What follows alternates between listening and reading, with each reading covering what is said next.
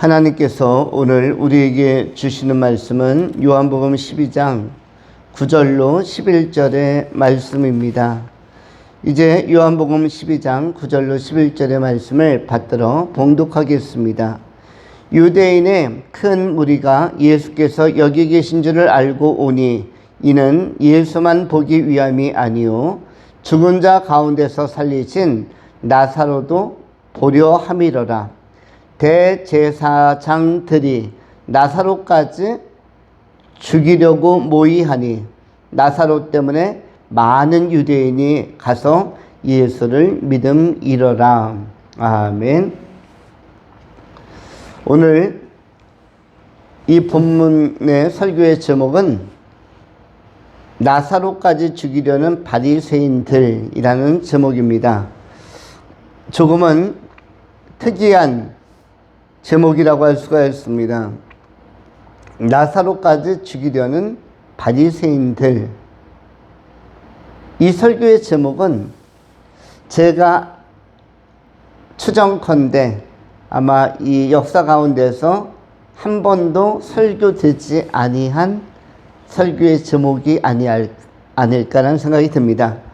예수를 죽이려고 하는 바리새인들, 이러한 설교의 제목은 나올 수 있으나 나사로까지 죽이려고 하는 바리새인들, 이 설교 제목은 특별한데, 왜냐하면 여기에서 나사로가 누구이기 때문에, 바로 여러분이기 때문에 나까지 죽이려고 하는 바리새인들이 있다라는 사실을 착안하면서 염두에 두면서 오늘 본문을 간명하게 정돈합니다. 첫 번째, 나사로의 위기, 나의 위기.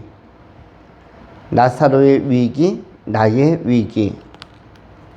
두 번째, 누가 바리새인인가? 누가 바리새인인가? 이렇게 두 가지 맥락으로 본문의 말씀을 나누어 정돈하도록 하겠습니다. 먼저 나사로의 위기, 나의 위기에 관한 것입니다. 예수님을 따르는 모든 사람들은 예수님의 위기와 예수님이 닥쳤던, 또한 닥치고 겪었던 그러한 길을, 제자의 길을 걸어가면서 주의 도를 실현하고 실천하면서 뜻밖의 고난을 당할 때가 있습니다. 그래서 예수 믿는다는 것은 어려움이 포함되지 아니한 난관이 배제된 순탄하고 형통한 길인 줄 알고 예수를 믿었는데, 뜻밖의 예수 믿는 것은 생각보다 내용적으로 어렵다라는 차원을 발견하면서 대부분의 사람들의 신앙이 잘 자라지 못하고, 때로는 가시던 물밭에, 때로는 길가밭에, 때로는 여러 가지 돌밭에 해당하는 자신을 발견하면서 주춤주춤 신앙이 약해지거나 예수께로부터 멀어져 가는, 또는 차가워져 가는, 냉담해져 가는 그러한 신앙의 현주소와 현실을 목격하게 되어집니다.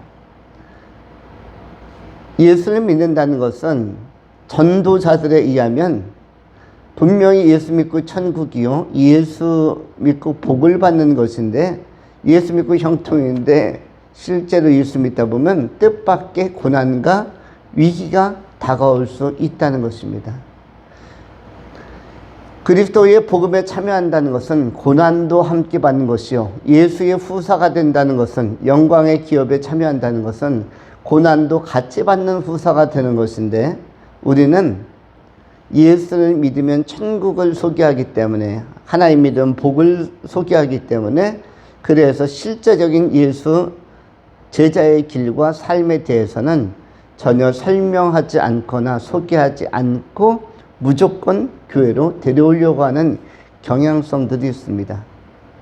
전도되어진 사람들의 입장에서는 예수 믿는다는 것이 복인 줄 알고 형통하고 순탄한지 알았는데 뜻밖의 당황스럽게도 난관도 오고 시험도 오고 시련도 오는 것을 보면서 마치 출애굽 당시에 이스라엘 백성들이 홍해만 건너면, 애굽만 빠져나오면 행복이요 풍성이요 젖과 꿀이 흐르는 땅이 바로 나타날 것으로 알았는데 뜻밖의 광야라는 40년의 시간들이 어떻게 보면 소모전 같고 어떻게 보면 배회 같고 어떻게 보면 테스트 받는 시간이 있다는 사실을 간과한 상태 속에서 많이 당혹해하고 당황하며 일부는 금송아지를 만들어서 저 애굽으로 앞세워 돌아가는 것이 어떻겠는가.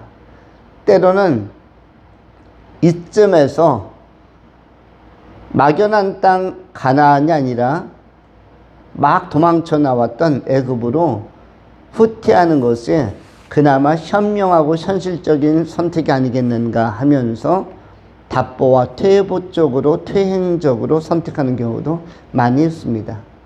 그러한 분들이 지금 대부분 상당히 많이 교회를 배회하거나 교회를 이탈하거나 아니면 이단으로 빠지거나 아니면 세상 속에 파묻혀 있는 세속화되어 있는 사람들로 변질되는 것을 보게 되었습니다. 그럼에도 불구하고 예수를 온전히 믿으려고 하는 사람들이 또한 있습니다. 오늘 본문에 나오는 나사로와 또 마리아 마르다는 예수를 순전하게 믿으려고 하는 그러한 사람들이었습니다. 이러한 사람들에게, 이러한 그리스도인, 정상적인 그리스도인에게 반드시 사단 마귀는 방해 공작을 합니다. 사단 마귀는 베드로전서 5장 8절에 기록된 내용과 같이 강력한 마귀의 통제와 공작 안에 현실적으로 맞부닥치게 되어져 있습니다. 근신하라 깨어라 너희 대적 마귀가 우는 사자같이 두루 다니며 삼킬 자를 찾나니 너희는 믿음을 굳건하게 하며 그를 대적하라.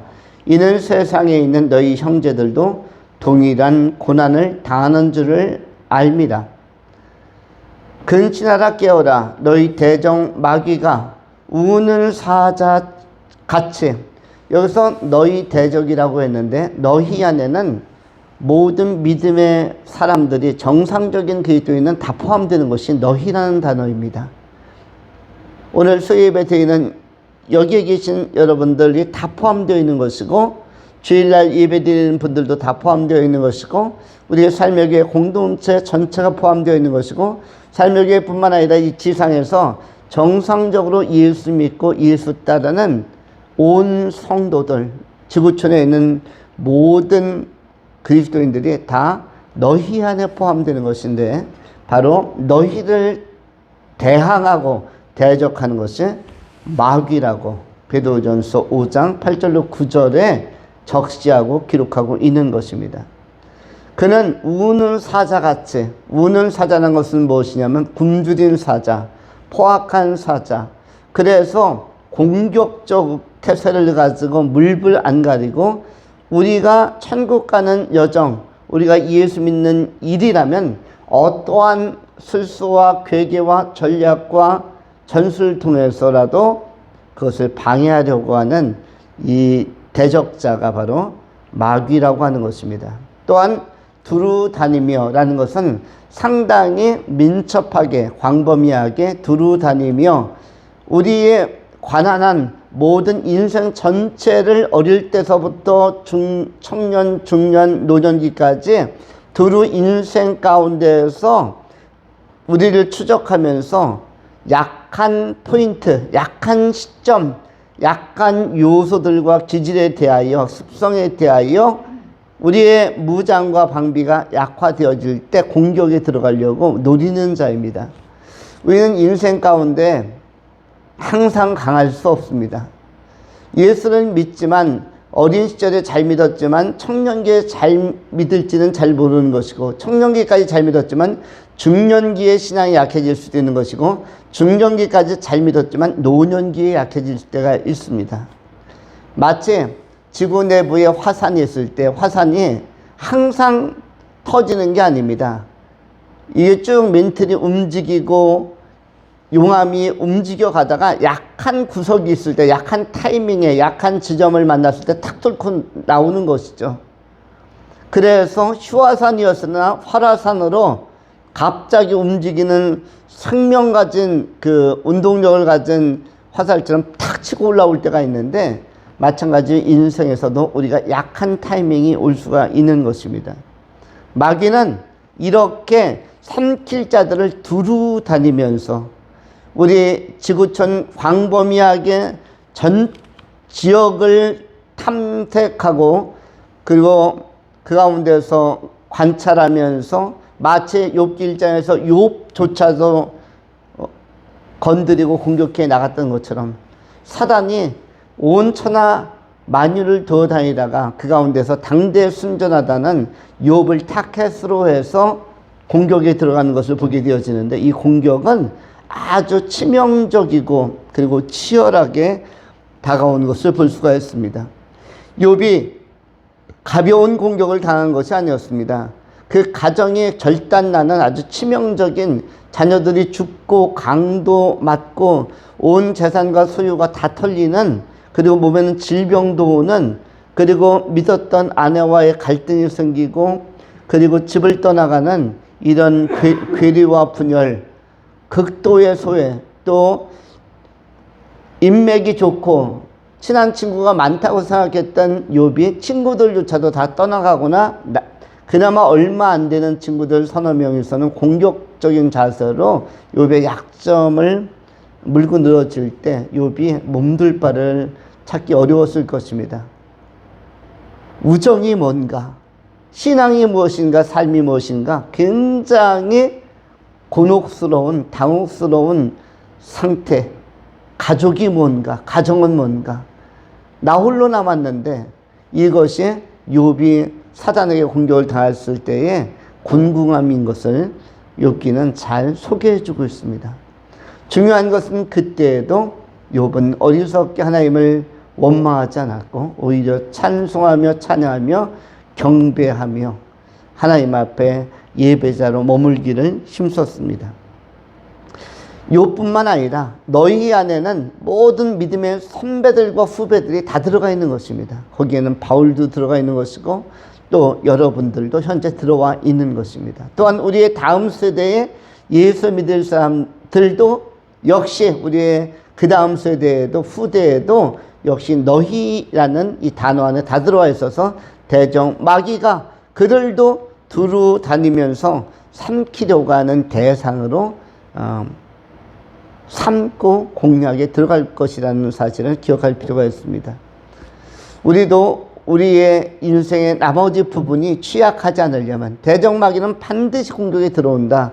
이것을 우리가 방어적으로 방비를 미리 탄탄히 하는 것이 좋은 것입니다.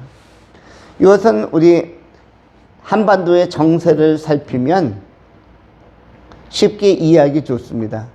우리 남한과 북한은 세계에서 유일한 분단 국가인데 군비를 탄탄히 하고 있습니다. 북한은 북한대로 미사일, 핵미사일을 개발하고 있고 우리 남한도 역시 탄탄하게 여러 가지 무기체계를 첨단으로 개발하고 또 많은 방산산업을 육성하고 있습니다. 북한은 세계에서 가장 많은 잠수함을 보유한 국가로 알려져 있습니다.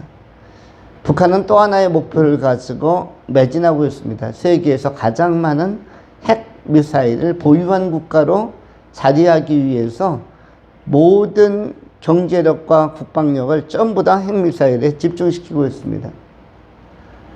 그런데 우리 남한의 입장에서는 우리가 방심하면 우리는 이제 국방 예산은 책정하지 않고 군인의 수를 10만으로 줄이고 그리고 군인의 복무 기간을 5개월로 딱 낮추고 이렇게 하게 되어지면 결국 북한은 언젠가 쳐들어오겠습니까? 쳐들어오지 않겠습니까?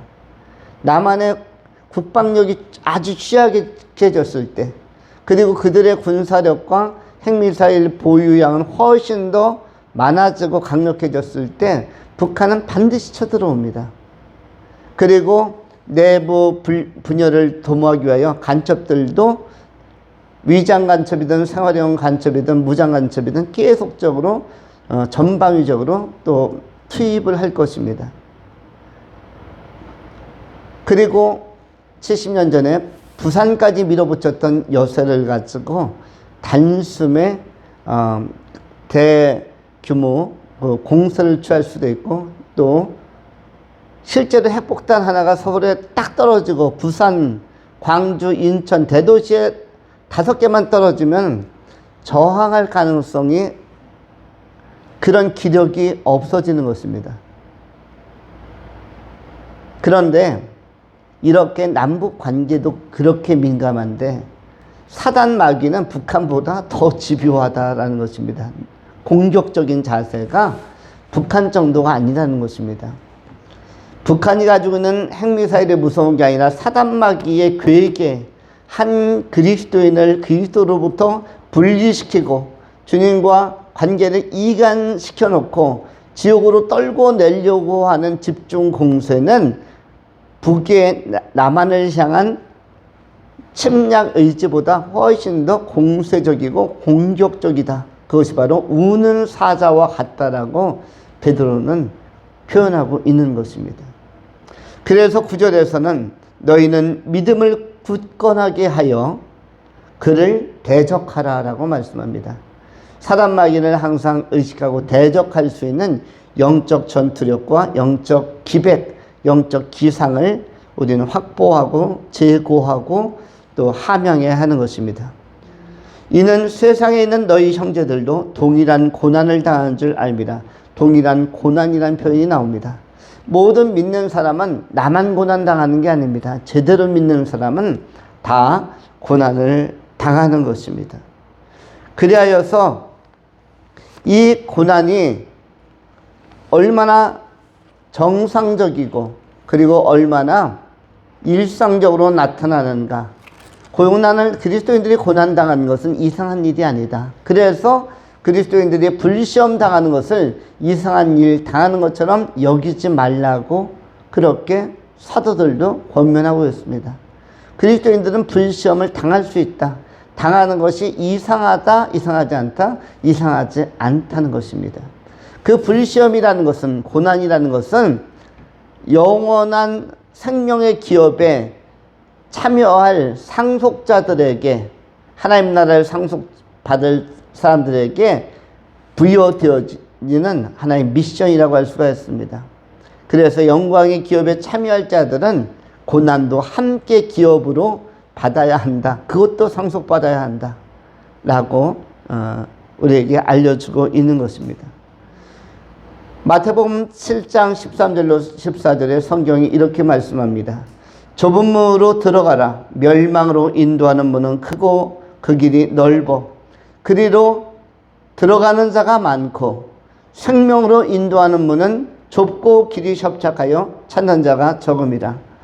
우리는 이 시점에서 우리가 나사로가 걸어갔던 길, 마리아가 걸어갔던 길, 마르다가 걸어갔던 길, 정상적인 예수 그리스도를 따르는 길은 어떠한 형태로 나타나는가 하면 위기와 위험과 고난이 반드시 수반된다라는 사실을 기억할 필요가 있습니다. 그 길은 좁은 문으로 들어가는 길입니다. 많은 사람들이 예수 믿으면서도 고생도 없고 고난도 없고 고민도 없다면 이것은 자칫 잘못하면 너무나 크고 넓은 문으로 이미 진입했기 때문일지도 모릅니다. 신앙에 대한 심각성과 진지함, 신앙에 대한 온전함을 체득하지 못한 사람들 안에는 길이 잘못된 길을 이미 걷고 명목적인, 외형적인 신앙인으로 자리하기 때문에 이 고난이 따르지 않을 수 있는 것입니다. 모든 형제들은, 모든 자매들은 예수 안에 있는 사람들은 동일한 고난을 받는 것입니다. 이 고난은 예수님께서도 이미 받은 고난입니다. 그리고 생명으로 인도하는 문은 좁고 길이 협착하다라고 말씀했습니다. 결코 넓고 크다라고 평탄하다라고 그렇게 소개하지 않는 것입니다. 예수님은 농담을 하지 않는 진지하신 분인데, 그리고 진실만, 팩트만 말씀하시는데, 천국 가는 길은 좁고 협착하다. 그리고 좁고 협착하다면 예수 믿는 인생, 예수 때문에 세상에 많은 것을 포기하고 걷는 우리의 인생, 우선순위 잘 지키면서 걷는 인생에서 버거움이나 힘겨움이나 고난이 당한다면 그것이 정상적인 진행 속도, 진행 과정이라고 그렇게 우리에게 확언시켜 주시고 확인시켜 주고 계신 것입니다.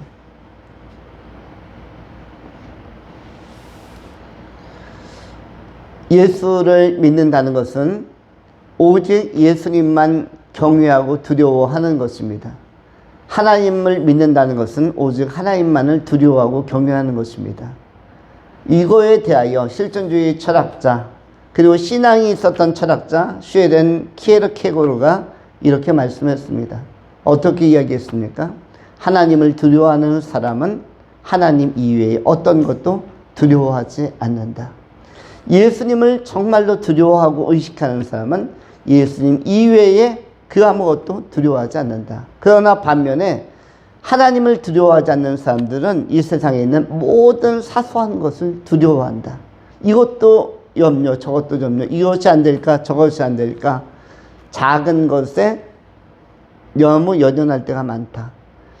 우리는 예수님만 두려워함으로 예수님 이외의 모든 것에 대해서 하나님 앞에 맡기고 담대함으로 나갈 필요가 있습니다.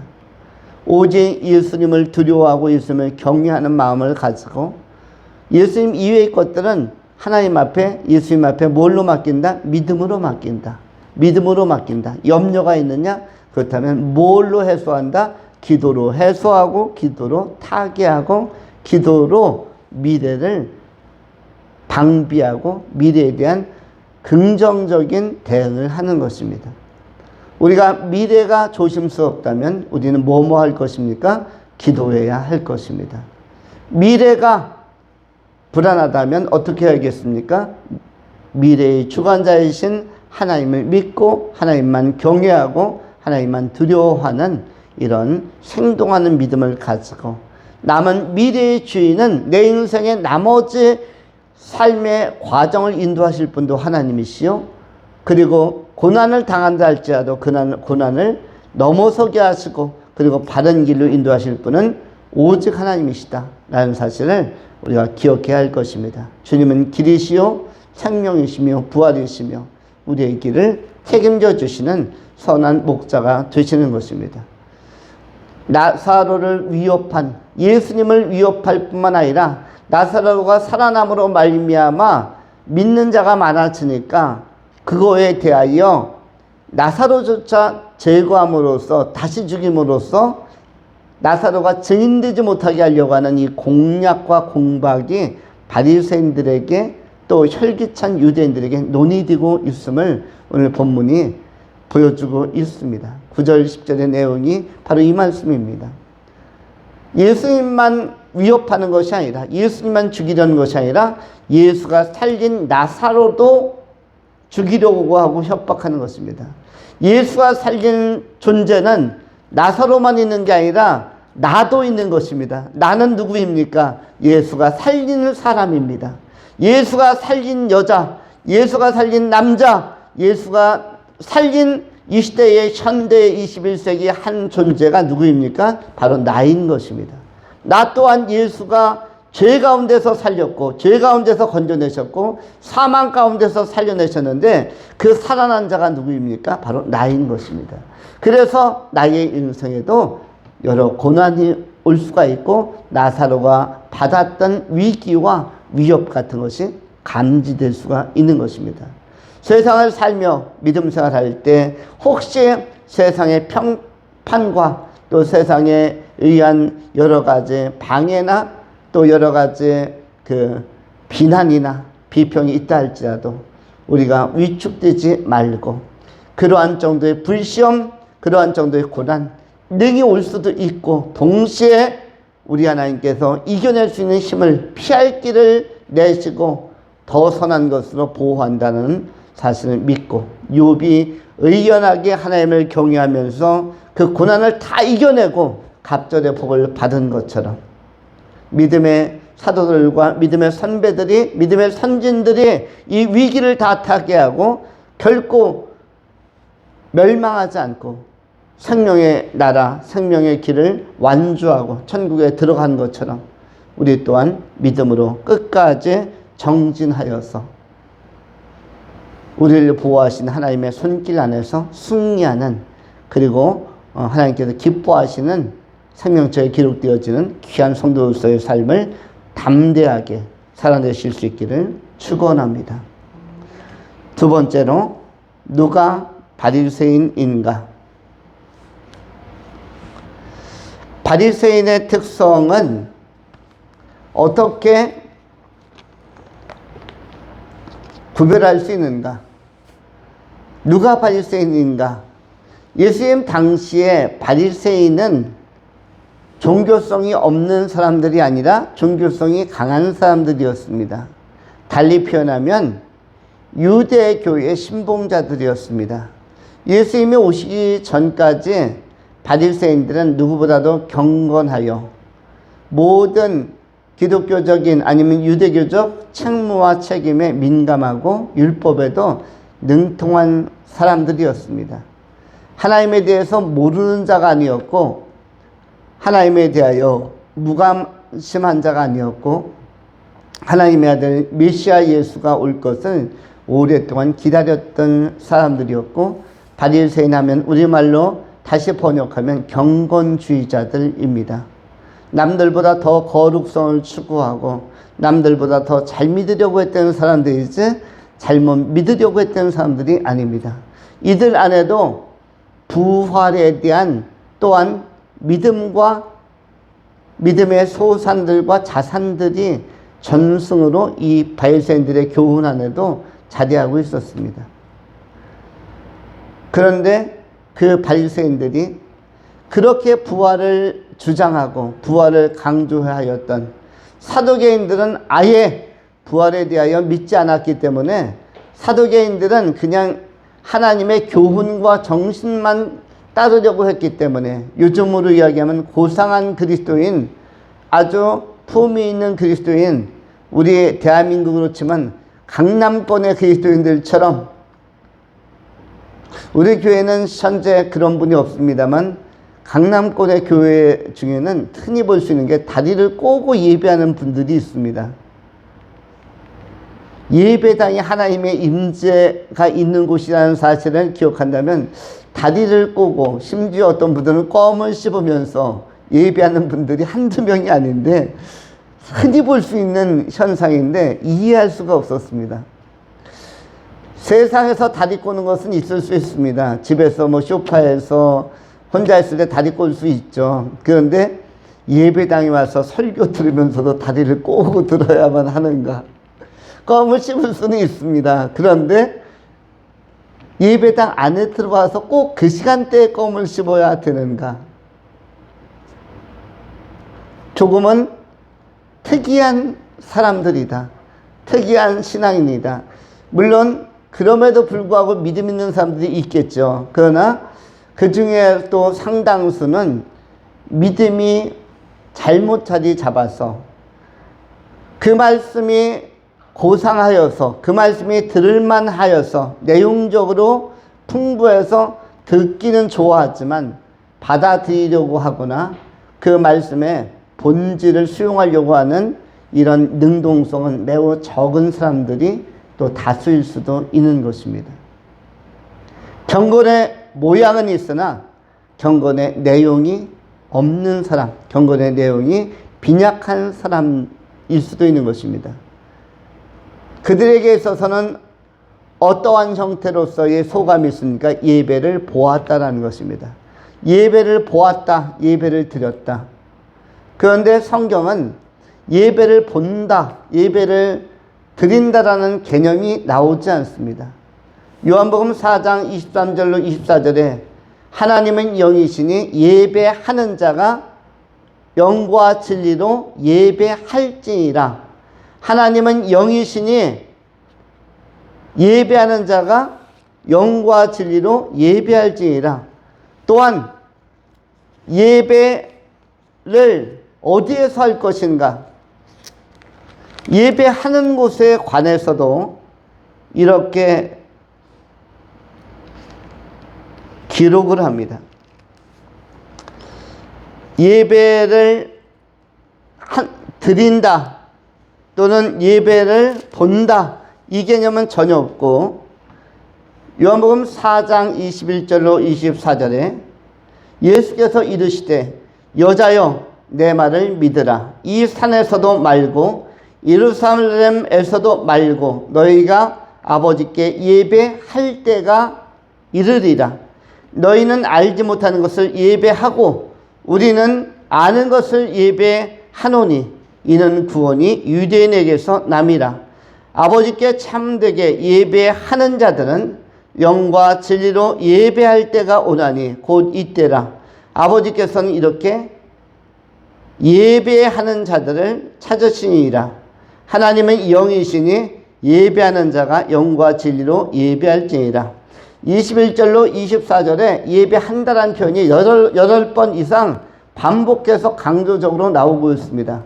예배한다이지 한 번도 예배 본다와 예배 드린다가 없어요. 예배한다, 영과 진리로 예배한다. 아버지께 예배하는 자들은, 한다라는 건 뭐죠? 내가 하는 것입니다. 굉장히 능동적으로 하는 것이에요. 그래서 예배는 집중력이 필요합니다.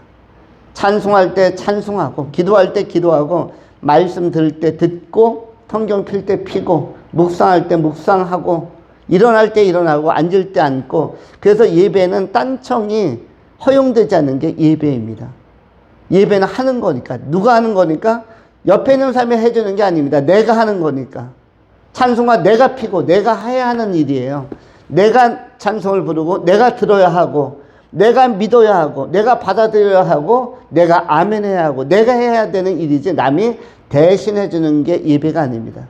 성경의 예배는 본다가 아닙니다. 예배는 본다는 얼마나 본다가 위험한 것인가 또는 세상적인 것이냐면 본다라는 것은 관람하다라는 뜻입니다. 영화나 오페라나 뮤지컬이나 음악 공연이나 이런 것은 방청석에 앉으면 또는 스포츠나 관중석에 앉으면 보는 게 맞습니다. 와 잘한다. 성가대가 찬양을 잘하네. 이건 본다이죠. 목사님의 설교를 잘하네. 이건 본다이죠. 보고 관람하는 것으로 끝나면 나는 관중이 되기 때문에 관중은 굉장히 수동적이고 하지 않는 것이 관중입니다. 가수가 앞에서 노래하면은 그냥 청중으로서 보는 것이에요. 잘하네, 못하네, 이것만 평판하는 것입니다. 평가하는 것이에요. 심판의 자리, 관람의 자리에 서는 것이죠. 이게 본다인데, 그런데 한국 교회에 굉장히 나쁜 신앙적인 찌꺼기들이 들어와 있는데 그것이 뭐죠? 예배를 보러 가는 사람들. 나 예배 보고 왔다. 예배 보러 갔는데 대단해. 성가대가 대단하고 거기 관현악단, 뭐 첼로, 색소폰, 트럼펫, 대단한 연주, 대단한 오르간 연주, 피아노, 바이올린 연주, 대단한 성가대. 이건 전부 다 본다이죠. 그 목사님 음성이 굉장히 좋아 또는 말씀이 굉장히 좋아. 이건 다 본다입니다. 보고 오는 것, 보고 오는 것이 아니라 믿고 하는 것입니다. 또한 내가 오늘 예배 가는데 오늘 헌금을 안 준비해서 예배당 들어가야 될지 말아야 될지 고민돼. 이런 분도 있습니다. 나 헌금 준비 안 했는데 어떡하지? 헌금 바구니 오면 눈을 감아야 되나? 눈 감고 기도하는 척을 해야 되나? 아니면 잠시 화장실 급한 척하고 잠깐 나갔다 와야 되나 그 시간에. 이것은 뭐죠? 제사 개념을 가진 사람들이죠. 예배라는 것은 드리는 것도 아닙니다. 아까 본다도 아니지만 드리는 것도 아니에요. 헌금이 있으면 있는 대로, 없으면 없는 대로 예배하는 거죠. 내 마음에 내가 헌금을 준비 안 했으면 내 마음과 삶을 드리겠습니다. 내 몸을 드리겠습니다. 실제적으로 이전에 굉장히 유명한 영국의 목사님은 어린 시절에 교회를 갔는데 헌금을 너무나 어려워서 헌금을 준비를 못하고 갔어요. 그런데 이 믿음 좋은 소년이 교회는 꼭 주일이니까 가야겠는데 헌금을 준비하지 못해가지고 헌금 시간에 어떻게 했다 그러죠? 바구니가 쭉 들어가는데 이 아이가 헌금 대원을 계속 따라오더래요. 그러더니 어디에 들어갔다고 하죠? 나중에 헌금 바구니 강대상 앞에 딱 놓는데 이 아이가 가더니 헌금 바구니 주머니를 머리에다 쓰더래요. 그게 무슨 뜻이죠? 저는 오늘 헌금을 준비하지 못했습니다. 그래서 제 몸이라도 드리겠습니다. 그래서 헌금 바구니에 자기가 들어가려고 헌금 바구니 입구에 자기 머리를 모자처럼 뒤집어 쓰고 막 낑낑대고 있으니까 목사님이 너 오늘 왜 그래? 왜 이렇게 이상한 짓을 해? 근데 제가 오늘 헌금을 준비하지 못해서 헌금을 못 드려서 제 몸이라도 제 작은 삶이라도 드리고자 합니다.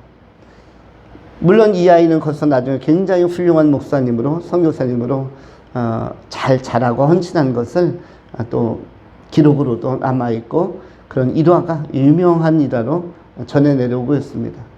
중요한 것은 예배는 드리는 것도 아닙니다. 예물을 준비하였다면 준비한 대로 하면 되는 것이고 준비하지 못하였다면 내 마음과 삶과 고백을 하면 되는 것입니다. 주님 앞에 드리고자 하는 헌신의 고백을 가지면 되는 것이죠.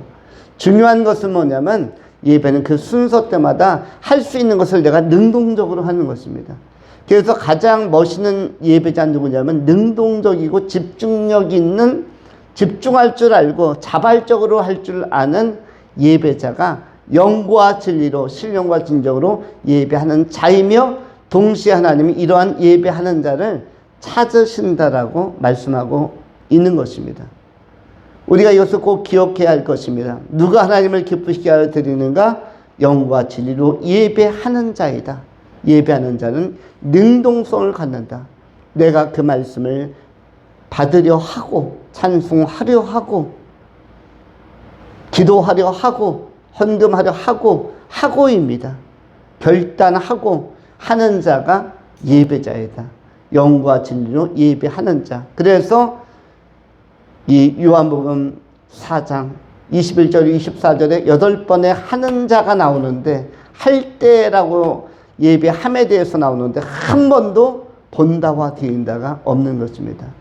우리는 본다의 극단도 피하고 또 드린다의 고정관념이나 아니면 강박에서도 벗어나서 자유한 가운데서 예배하는 자로 능동적으로, 그래서 예배하는 자로 어린아이들로부터 어른까지 초신자들로부터 믿음 생활 오래 한 사람들까지 전부 예배하려고 하면은 그 예배는 가장 좋은 예배, 그 교회는 가장 아름다운 예배, 하나님의 영화롭게 하여 드리는 예배하는 공동체가 될 수 있는 것이고, 이런 교회가 좋은 교회, 건강한 교회, 건전한 정말 생명력 넘치는 교회, 살아있는 교회, 진정한 삶의 교회가 될 수 있는 것입니다. 우리가 바리새인적인 어떠한 하나님께서 잘 보아주기를 바라는 그러한 외형적인 것을 넘어서서 하나님께서 진정성을 가지고 진심으로 나의 간절함을, 나의 중심을, 내 인생을 받으실 수 있도록 우리가 예배하는 자로 살아가야 할 것입니다. 이런 예배하는 자, 하나님을 제대로 예배하면 이러한 사람들은 그리스도 편에 서게 되어 있고 하나님 편에 서게 되어 있고 그리스도의 몸된 교회 편에 서게 되어져 있습니다.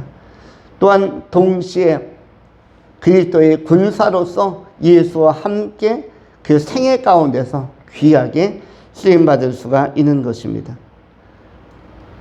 한 가지를 점검하면서 말씀을 맺고자 합니다.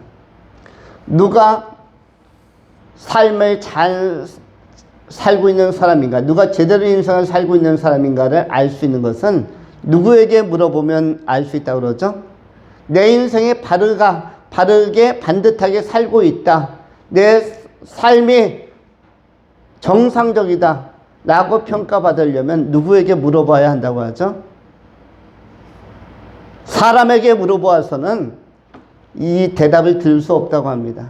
내 삶이 반듯한가? 정상적인가? 이것을 알려면 죽음에게 물어봐야 한다고 합니다. 죽음에게 삶이 무엇이냐라고 물을 때 죽음이 대답을 해줄 수 있다는 것입니다. 제대로 된 삶이란 이런 것이다. 죽을 때, 죽는 순간에 후회함이 없는 삶이 인생을 제대로 경영하고 내실 있게, 가치 있게, 보람 있게 사는 것이다. 죽음 앞에서 죽음에게 물어볼 때, 죽음에게 삶이 무엇이냐고 물어볼 때 죽음이 가장 제대로 된 답을 해줄 수 있다. 또 한 가지, 참다운 믿음이 무엇이냐, 어떻게 믿는 것이 제대로 믿는 것이냐, 이것은 누구에게 물어봐야 한다고 하죠? 심판에게. 심판대 앞에서 심판을 받을 그 자리에서, 심판의 자리에서 무엇이 제대로 된 믿음이며 어떤 것이 가장 중요한 것이냐, 그러면 심판이 이야기해 준다고 합니다. 무엇이 가장 중요한가? 예수 믿는 것이 가장 중요하다라고 심판 때는 이야기해 주고 심판의 자리는 이야기해 준다는 것입니다. 예수를 왜 그렇게 간절하게 믿어야 했는지, 왜 오직 예수로 살아야 하는지, 왜 좁고 협착한 길을 걸어야만 했는지 심판하게 물으면 이 심판 때는, 이 구원의 문제는 우리에게 아주 제대로 된 답을 해줄 수 있다. 그리고 심판대 앞에서 심판의 날에 오직 희망은 예수밖에 없고, 그리고 예수 잘 믿고 바로 믿는 것이 가장 영광스러운 것이다라는 사실을 알려준다고 그렇게 이야기를 합니다. 우리에게 중요한 것은 심판대 앞에서 두렵지도 않고 부끄럽지도 않은, 심판대 앞에서 가장 당당하려면 우리의 구원자 예수를 바르게 믿고 바르게 복음을 이해하고 대속의 은혜 안에, 부활의 산소망 안에 거할 때 심판이 두렵지 않은 사람의 삶이, 그러한 신앙이 가장 반듯하고 제대로 된 신앙이 될 수가 있는 것입니다. 산자와 죽은 자를 심판하시며 다시 오실 예수 앞에서 우리가 그 심판이 두렵지 아니하고, 죽음이 엄습해 올 때 죽음이 두렵지 않을 만큼 우리가 삶을 제대로 잘 살아내고 책망받을 것이 없는 경건의 모양을 넘어서서 경건의 모양과 더불어 경건의 내용을 충실하게 우리가 숙지하고 이해하면서 복음의 능력 안에서 성령의 열매를 맺으며 살아가는, 아름답게 예비하는 참다운 그리스도인들이 다 될 수 있기를 축원합니다. 기도하겠습니다. 존귀하신 하나님, 감사합니다. 우리가 예수 그리스도의 흔적, 예수의 스티그마를 온몸에 새긴 자로서 오직 우리 하나님을 경외하며 죽음 앞에서 삶이 부끄럽지 아니하고 심판 앞에서 우리의 믿음이 연약해지지 아니하고 오히려 담력과 담대함을 얻어 하나님 나라에 능히 들어갈 만한 그러한 온전한 믿음의 사람들로 우리를 세워주시고, 예배는 보는 것도 아니요 드리는 것도 아니요 오직 능동적으로 하는 것임을 다시 한번 확인하면서 하나님을 영화롭게 하여 드리는 예비하는 자로 남은 생을 살아갈 수 있도록 우리를 격려하시고 우리의 길을 인도하여 주시옵소서. 우리 구주 예수 그리스도 이름으로 축복하며 감사하며 기도하옵나이다. 아멘.